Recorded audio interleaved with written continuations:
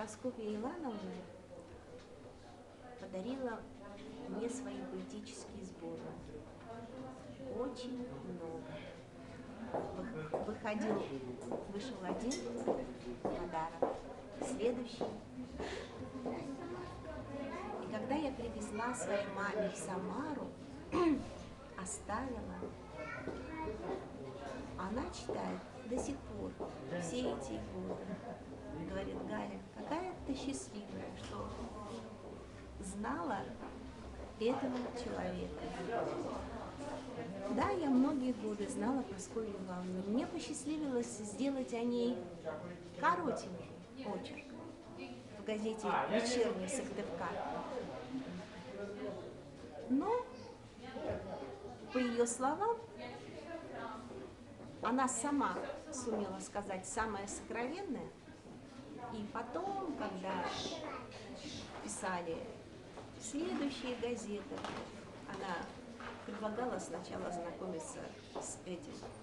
А назывался он «Она из огненного выпуска». Так что ходила я к ней домой последние годы. Она просила газеты почитать. До сих пор говорит: не могу без газет, какие они были раньше интересные, но сейчас все равно получаю газету и вспоминаю.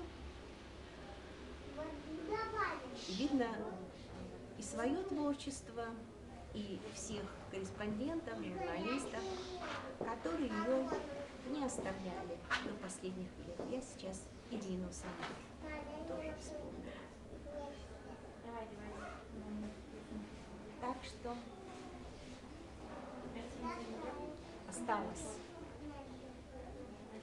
огромная любовь, восхищение и просто счастье, что в нашем городе был такой человек, Прасковья Ивановна Чисталина.